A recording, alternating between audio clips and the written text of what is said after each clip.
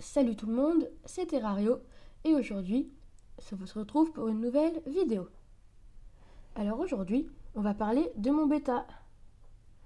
Alors ce bêta, c'est un bêta Splendance de sélection Spade Tail. Donc c'est un type de nageoire et de couleur de bêta.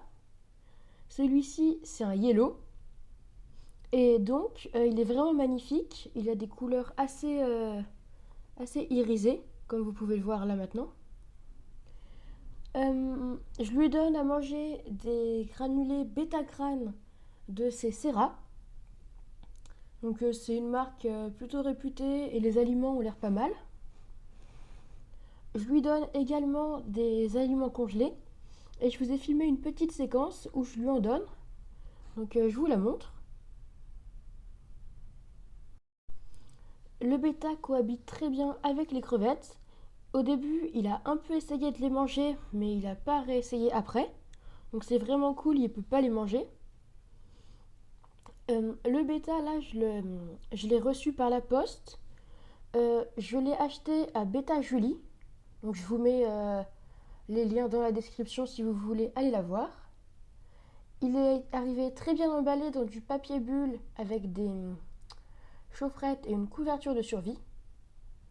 Le bêta est vraiment magnifique. Je suis vraiment content.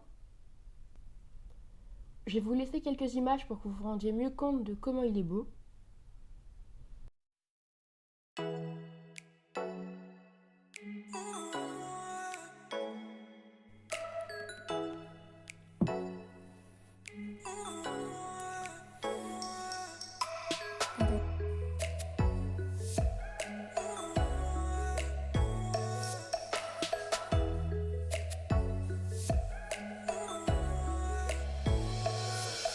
Maintenant, je vais vous parler de l'origine des bêtas dans le milieu naturel et de comment est-ce qu'on doit les maintenir en captivité.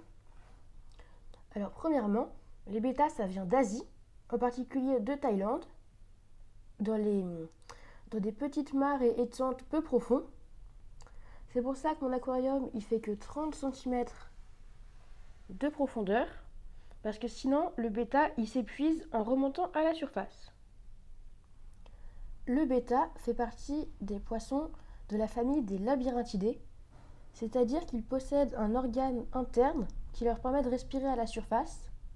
Je vous ai aussi filmé une séquence de quand il va respirer à la surface. Pour sa maintenance en captivité, il lui faut au minimum un bac de 20 à 30 litres. Moi, il en fait 50. Une hauteur d'eau, comme je vous ai dit, pas plus de 30 cm pour qu'il ne s'épuise pas en remontant à la surface. Une eau chauffée à 25 degrés. Des plantes, donc bien plantées, comme mon bac à moi.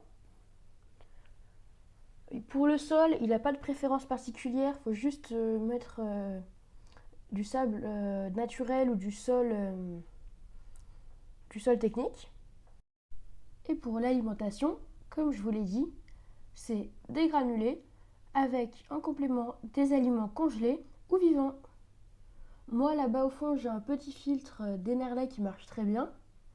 Pour le bêta, c'est reconseillé d'avoir des plantes flottantes comme dans son milieu naturel, donc c'est ce que j'ai fait.